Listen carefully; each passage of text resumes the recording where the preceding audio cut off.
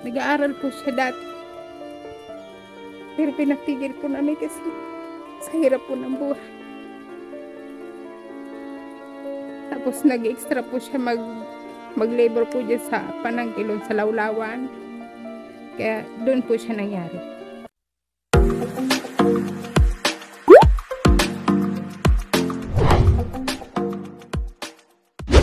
Yun, mapagpalang araw mga kalingap, mga kababayan, mayroon tayong pupuntahan na isang inilapit din sa atin na may dinadalang suliranin daw sa kanyang kalusugan. Kagagaling lang din namin mag-vlog sa lugar na to, sa hindi sinasadya may lumapit sa atin. Mga kalingap, mga kababayan, tara samahan nyo ko at alamin natin kung ano ang kwento sa likod ng binatang ito. Let's go!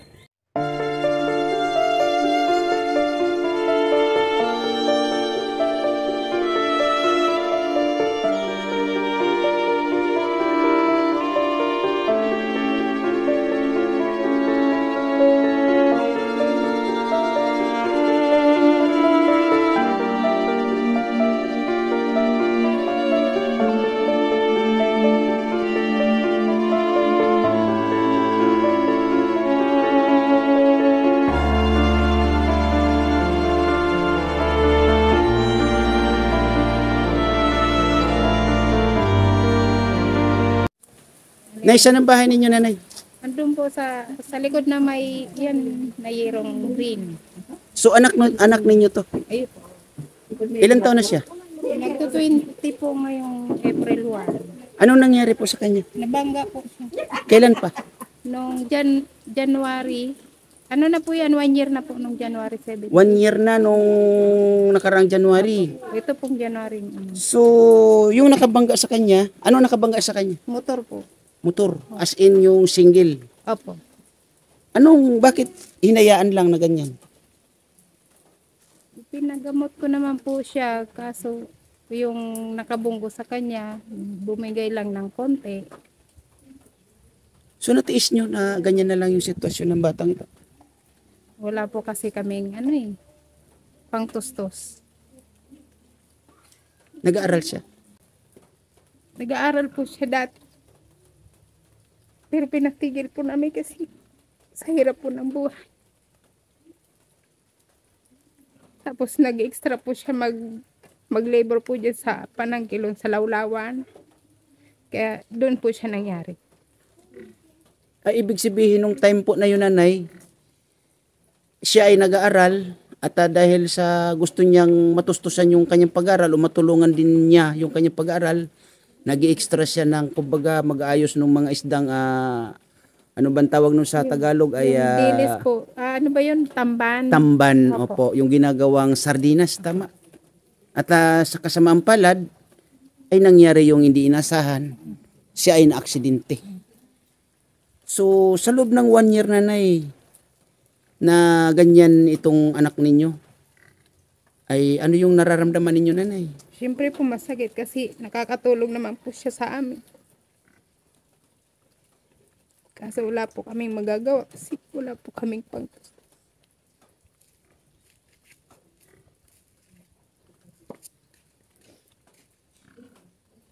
Ilan yung anak ninyo, nanay? 8 po. Bakit konti? Bakit konti lang yung anak ninyo? Ay, bakit marami? Ay, hindi. Kuya Raimundo kasi nasa likod kita eh. Kaya naisip kita, Kuya Raimundo eh. Napapaluha na ako dito sa kwento ni nanay. Nag-umpisa pa lang tayo, no? Nanay, sa ano na usapan na,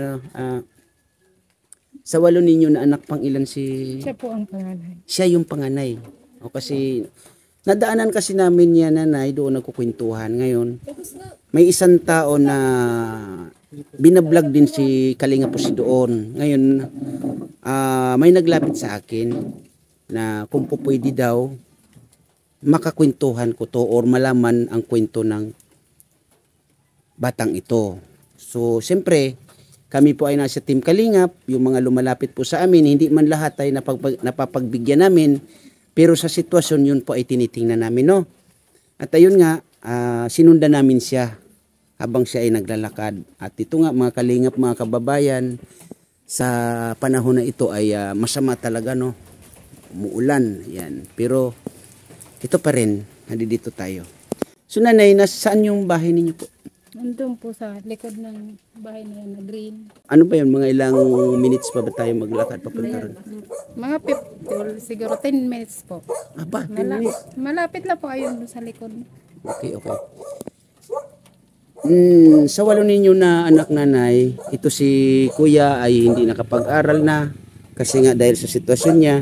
Ngayon doon sa 7, ilang taon yung sumunod dito?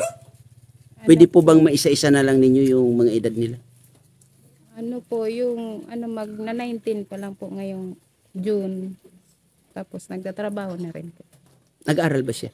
Nag-aral, nagtumigil ng grade 10 nung nangyari na sa Hanggang grade 10 lang siya. So yung isa, ilang taon? 16 po. 16.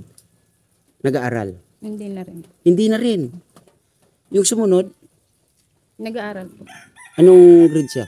8 po. Grade 8. Then yung sumunod, Nag-aaral na po yung sunod-sunod. sunod-sunod. So anong grade yung pinakabunso? Yung pinakabunso ko po 2 taon. 2 taon. Sa 2 taon yung bunso ninyo, may plano pa. Hindi ko, siguro tama na po yung kasi marami na eh. Sa hirap. Dapat isang dosina ate, pero kaya pa.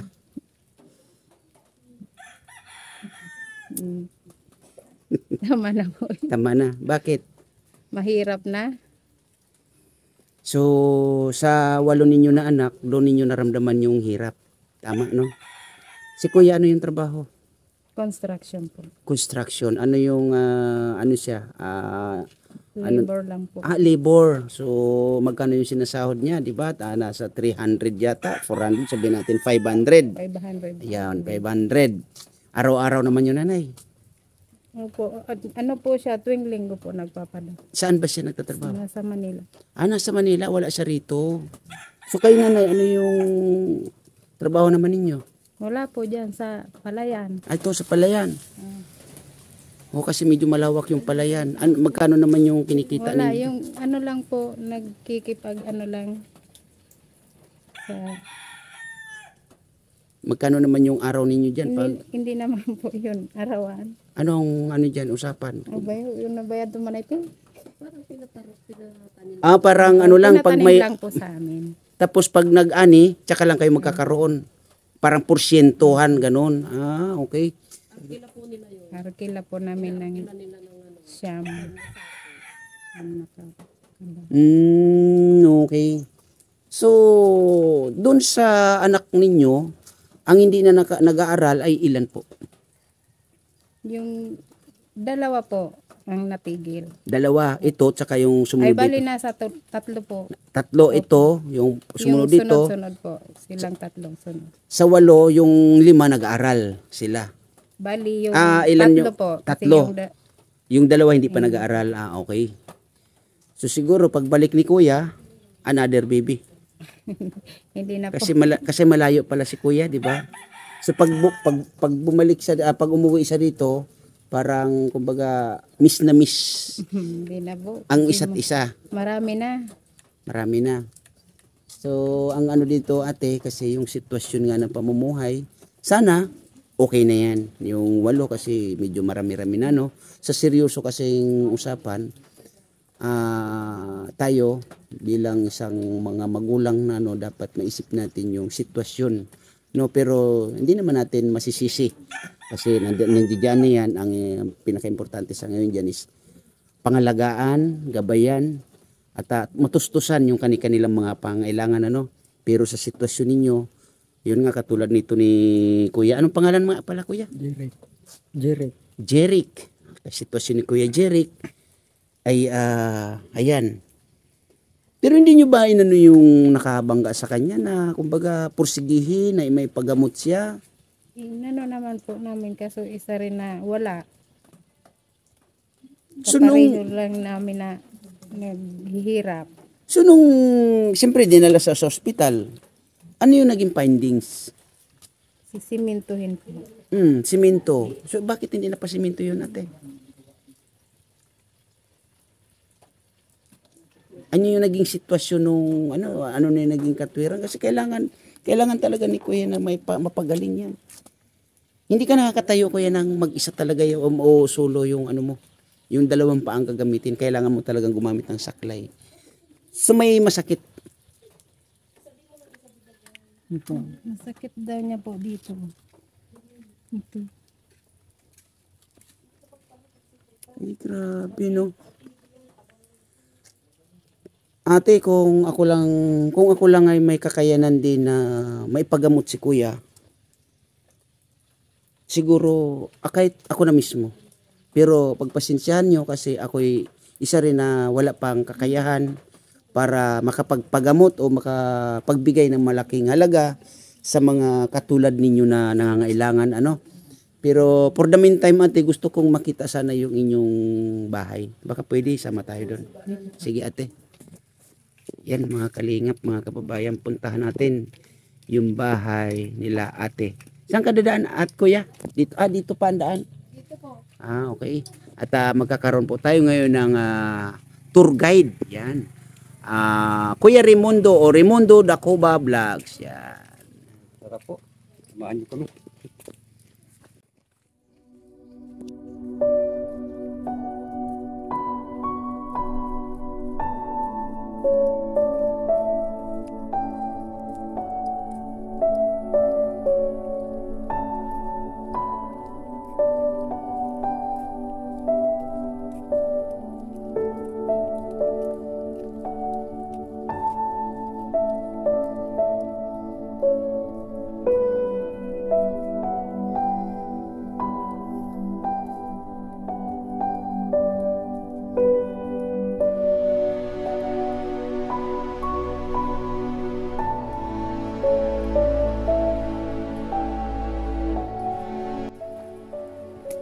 Oh, akala ko ito na.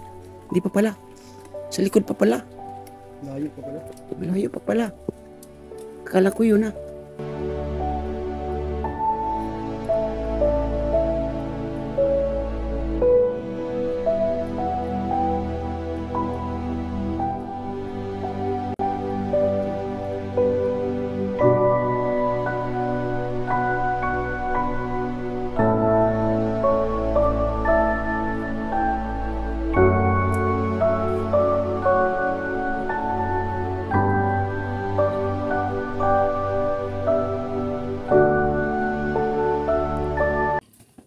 Ito ba yung ginagamit na araro? Opo. Ayan. Anong niluluto nyo ate? Bakit ang lalaki ng kaldero nyo? Hindi po pig. Walo man bagang anak. Kaya pala malaki yung kaldero. Ganun pala yung... Anak. Kailangan malaki ang kaldero. Kaya talaga si Kuya Raimundo mag-isip. Ito yung pinakalababo ninyo ate? Hindi po, andun po sa ano. Ayun. Marami. Ganyan Kuya Raimundo, malayo. Yung lababo. Kailangan malayo at para mabilis sa paghuhugas. Mm-mm. Malayo pa sa tubig. At sa dami ng plato. Hindi plato ang tuti. Okay. So ito yung inyong lababo ate? At yun nga, may sariling, amo nga Kuya Raimundo, mahusay talaga. Kaya malaki ang kaldero. Mm-mm. Konti ng bigas. Ilulugaw na lang. Sabaw lang marami. Yun, galing. Yun, mga kalingap, palakpakan natin. Raimundo Dacoba Vlogs. Mahusay mag-isip si Kuya Raimundo. Yan mga kalingap, mga kababayan, yung bahay nila ate. At ayun, samahan nyo kami muli. Kasapin natin si ate at alamin natin pala yung kanyang pangalan. Ate, ano nga pala pangalan nyo ate? Maricel po. Maricel. Ilan taon ka na ate? 42 po. 42. May chance pa ate. May chance pa. Mga 4. Hindi na po. Hindi na talaga. Nangayaw na si ate, mga kalingap, mga kababayan, ano. Ayun ate, kasi siyempre, doon sa unang kwento mo, may nakwento ka nga dahil dito sa iyong anak at dahil sa kahirapan. Baka pwede ate, malaman pa namin kung ano ba talaga yung talagang sitwasyon ng pamumuhay ninyo dito sa lugar na to. Ano po lang kasi yung asawa ko pag nandito sa palayan lang po. Trabaho niya. Kaya sobra po sa kapos. So, ibig sabihin, kaya niya naisip na mangibang bayan, mapunta ng Maynila. Opo. So, sa mga anak nyo, ang nakakatulong sa inyo, ate, ilan lang? Yung sumunod po sa kanya kasi yung isa minor pa po. Minor de edad pa. So, isa pa lang, halos, Opo. no? Asan ba sila? Nandun po sa lola niya. Yung, ano ba yun, mga babae? Ano po, yung pangatlo ko po, lalaki. Tapos sumunod, babae. Ilan taon yung babae? 14 po. 14, nasa school. Hindi po kasi holiday po ngayon. Asan siya? Baka pwedeng makakwentuhan. Nandun po sa lola niya, malayo po dito. Malayo. So, hindi kayo nagsasama-sama dito sa bahay, ang mga anak mo? Hindi, pag gabi po nandito sila po, pumunta lang po doon kaninang umaga. Yun nga, si kuya nasa Manila at kayo yung naiiwan dito. Yun po. Habang nasa Manila siya, na yung sitwasyon nyo dito, ano yung nararamdaman mo, ate? Mahirap po kasi dyan nga sa palayan, halos ako na lang pong gumagawa. Pero tinitiis na lang po namin kasi sa hirap nga po ng buhay.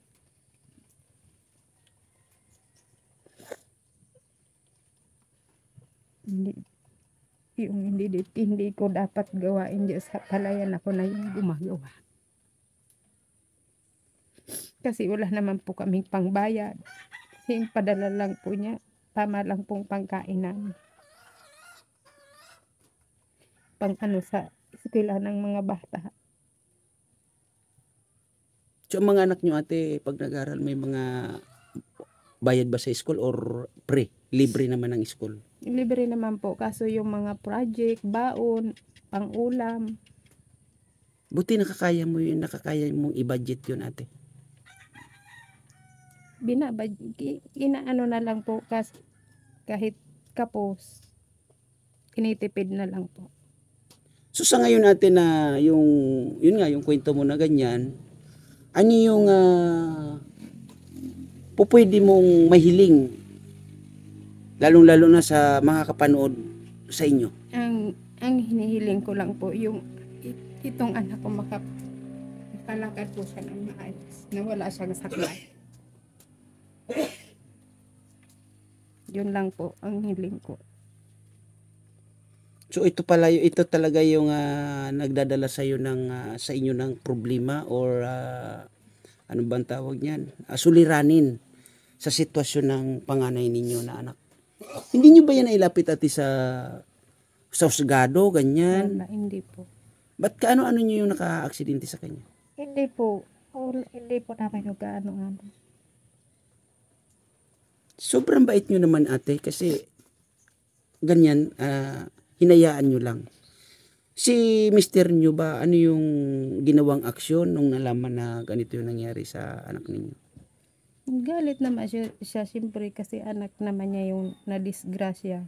Kaso nung time na napag-isip niya na halos pareho lang ang pamumuhay namin, hiningi na lang niya ng konting tulong. Kasi hirap nga sa amin magbigay nung hinihingi namin. Ang ano kasi dito, yun nga sinasabi na yung mapasiminto, pero bakit hindi nagampanan? Kasi may nagsabi rin po sa amin na doon daw sa ano ba yung kuya? Sa Pulanggi, may mahusay daw pong manggagamot sa mga napilayan. Kaya doon namin po dinala. Ano yun, albularyo? Parang ganun po. Tapos, nung nadala nyo doon, ano yung naging resulta? Ayan po yung ano. So, ano sabi sa inyo muli? Sabi niya, pag nung namamaga pa yan, magsaklay na daw para madali makalakad. Ilang buwan na siyang nakasaklay? Ano po siya, 1 taon na po siya. Magmula nung ano na yun, nakasaklay na siya. 4 na buwan po siyang hindi pa nakakapagsaklay. kasi mas namamaga pa kasi Mm-mm. masakit pa daw yung paa niya. Ay, grabe, no? Ito yung napakahirap na sitwasyon, ano, kasi siyempre, yung anak mo, makikita mo na ganyan, na hindi naman yan ginusto. Bagkus yan ay kagagawa ng isang driver na masasabing hindi iniisip yung pag-iingat, 'di ba? Pero ngayon ang nagsasuffer ay magulang. Sa ngayon ate, hindi ko may papangako kung ano yung tulong na may paparating ko sa inyo, no? Kasi ako naman ay nag-uumpisa pa lang naman dito sa aking YouTube channel. At wala pa naman akong totally kinikita dito, no? Yun, dahil sa inyong panawagan, samahan niyo po ako na magdasal na mapanood ng mga matulungin na mga kumbaga iniisip nila na matulungan ang isang ganito para lang maibalik yung dating katayuan sa kanyang mga paa or paa, di ba? Sa ngayon ate, ang may bibigay ko po sa inyo ay konting siguro pambili ng mga ilang kilong bigas, no? 3 kilong bigas kasi kami po ay nag-vlog din, pero ang ano ko nito nanay ay hindi sinasadya yung pag-ano ninyo sa akin o paglapit ng nakakakilala sa inyo dito, no? At ito nanay, pagpasensyahan niyo po muna to, no? Ayan. Maraming salamat. Siguro kahit papaano nanay makakatulong sa inyo kahit na 2 araw na pangsaing, no? At pasensyahan niyo muli kasi yan lang po yung ating kaya sa ngayon. At yun nga, huwag po kayong mag-alala kung madinig po o mapanood o marami makapanood sa sitwasyon ng inyong anak. Kung may tumulong po, huwag po kayong mag-alala at makakarating po sa inyo ng buong buo kung ano yung may paparating sa inyo ng mga viewers natin, nanay, no? At ayun, Nanay Maricel ba? Tama? Opo. Nanay Maricel, maraming salamat sa pagbahagi ng kwento ng inyong pamumuhay at ng inyong suliranin dito sa inyong anak. Salamat po. Yun mga kalingap, mga kababayan, na nakuha na natin ang kwento, ang binatang ito, no? At yun nga, nalaman natin sa nanay kung ano yung naging dahilan o sanhi, no? At maraming salamat. Unang-una, Kuya Bal Santos Matubang, Ate Edna Vlogs, Kalingap Rab. At shout out sa lahat ng landing pads, no? Unang-una, landing pad ng Lunsol, at landing pad ng Gumaka, at landing pad ng Davao. Yan, shout out sa lahat, no? At maraming salamat Kindred TV. At maraming salamat din Maria Cosinera at sa lahat ng ating mga viewers, no, KTV Angels. Maraming salamat sa inyong suporta, no? At shout out din sa buong Team Solid. At shout out sa lahat ng Team Rico, no? Shout out din Chunila Reyes, ayun. Shout out din Tita Iman Pam Channel, at shout out din Lisa 67 Vlog. Maraming salamat po, Ma'am Lisa, no? At sa lahat sa mga kababayan nating OFW, lagi po kayong mag-iingat kung saan man po kayong bansa naroroon. At sa mga sumusupport po din sa ating channel, maraming salamat po sa mga nagsishare ng blessings sa atin. Maraming salamat po, no? Mga kalingap, mga kababayan, maraming sa lahat ng ating mga viewers, no? At ang inyong lingkod, pansamantala magpapaalam muna sa ngayon. Maraming salamat and God bless us all. Bye-bye!